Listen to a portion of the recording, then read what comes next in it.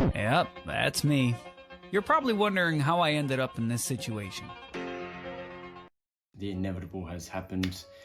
It was something that I was hoping would never happen, but hey, life happens, and so thus here we are. Might as well make a video out of it, and that way I can share my experiences with you guys, and that way if you're in Sydney or if you're based in Australia, you know what it's like if you are unfortunate and get into an accident. So the timeline events, it was the 21st of November.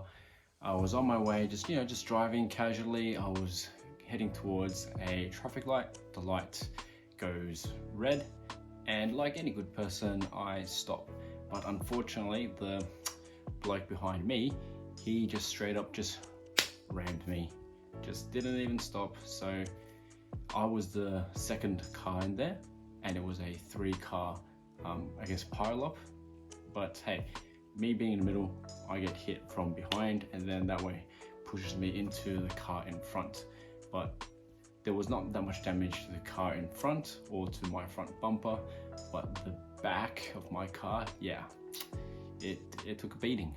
So the main damage there was the rear bumper, and also I guess the rear sensors with that, and also the tailgate. So all that was just dented, just smashed in, and the boot itself was completely misaligned. So I was actually probably too scared to open the boot until I got home just to test it out, and yeah, it's pretty nasty. So you can see from the photos that it's completely misaligned. And when I got home, I actually did open the boot up, and then yep, it opened up, but then when you try to close it, yeah, it's messed up. It did not close at all. So right now we gotta make sure that we remove the spoiler, the lettering badges, that way we can replace the bumper, the tailgate, and also the black trim there. So with all that happening, got in contact with my insurer, and I've insured my Tesla with NRMA.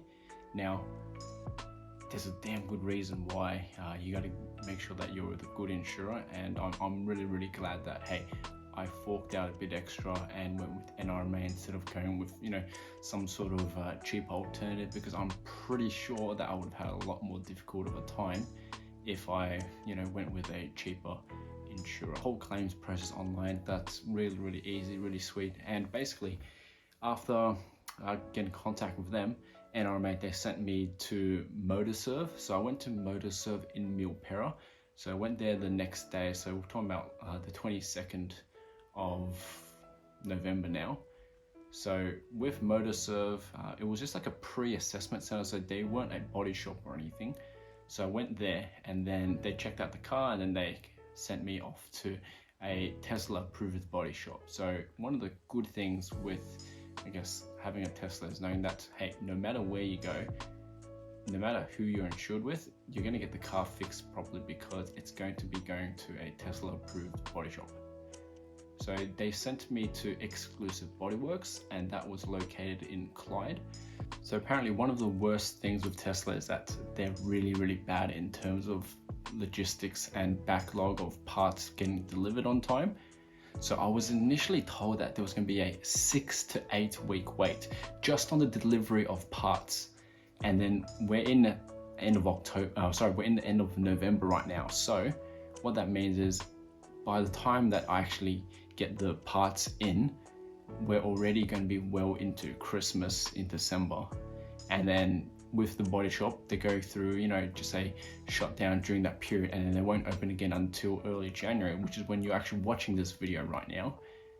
And then even after that, it's still going to take some time to get my car in and get it fixed.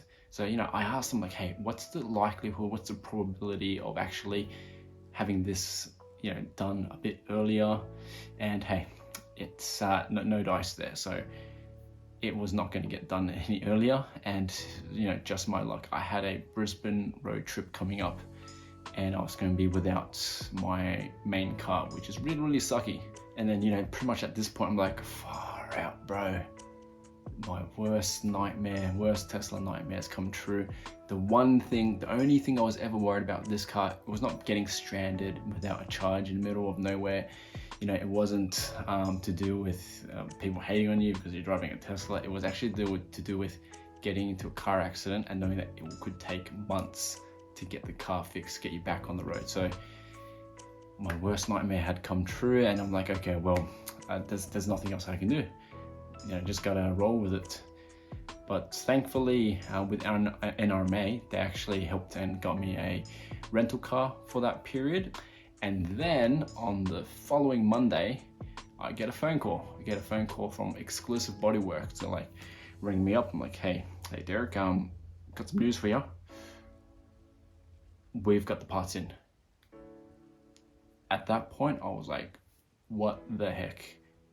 Just a few days ago, you guys told me that I was supposed to be expecting 6 to 8 weeks, and now you're telling me, hey, the parts have been shipped in. Like, my mind was absolutely blown at that point. So they told me, okay, you can bring the car in tomorrow, and we're gonna get the car fixed by Thursday. So at that point, I was like absolutely cheering that my car was gonna get fixed in just a matter of days. So next day, I drove my car over to Exclusive Bodyworks in Clyde and dropped it off, handed them my key card, and then it was all good from there. So then on Thursday, gave me a call, hey, car's ready to get picked up. Sweet, make my way over there, and it looked absolutely beautiful. Okay, Exclusive Bodyworks did such an amazing job. So by that point, we're talking about the 30th of November, the car is fixed, and there was only one issue, and I noticed this not long afterwards. Okay, the parking sensors weren't working. So every time I was in reverse or driving, a message popped up saying, you know, hey, park assist unavailable. And, you know, I got in contact with them again, with Exclusive Bodyworks, and then, you know, they told me, oh, okay, maybe something to do with the sensor, you know, it might not have been reconnected properly, etc., etc. So that was fine, not an issue. They were gonna fix it all. So what was really, really awesome was, hey, they actually helped me out a lot. You know, instead of having me be inconvened with this, they sent a tow truck over to my place. Tow truck arrived in the morning, and then they fixed the sensor issue, and then they actually dropped it off for me that very afternoon. So it was absolutely perfect. Now, just to recap all this, the 21st of November, car got hit. Pretty much by the 30th of November, the car was fixed. It was completely drivable, it was fine. With all the body damage, that was all fixed. I was super, super happy with that. But then really it was a few sensor issues, and I got that sorted out a few days later. So, you know, no problems there at all. So pretty much now at this point, it's been over a month since I've been driving the car, since it's been fixed. So I've been driving it for over a month without any issues. It's been perfect. Even drove it to Brisbane and back. No issues there at all. So I'm super, super happy with how everything has turned out.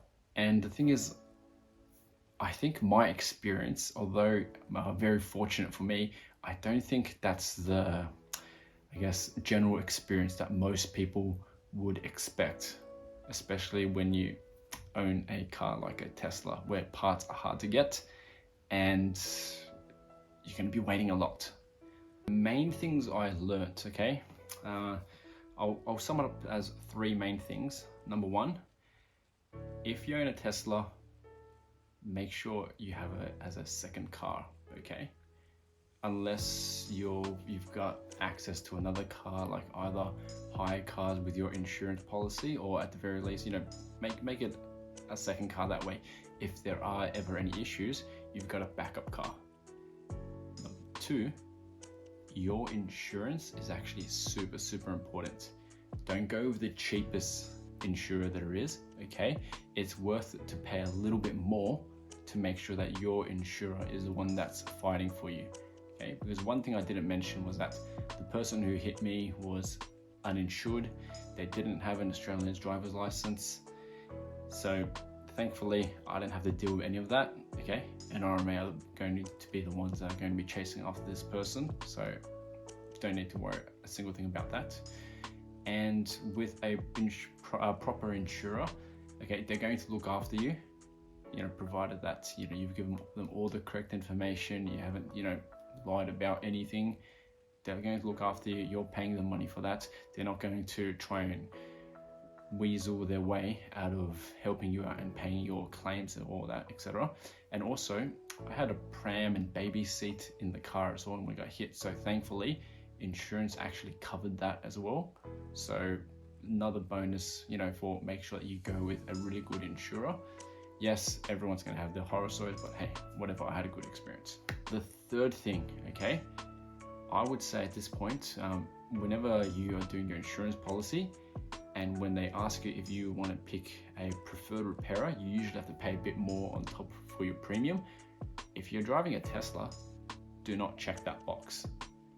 Okay, there's no point of having a preferred repairer for your Tesla unless you're a massive car enthusiast and you actually care who is respraying your Tesla, etc., or who's fixing up the bodywork.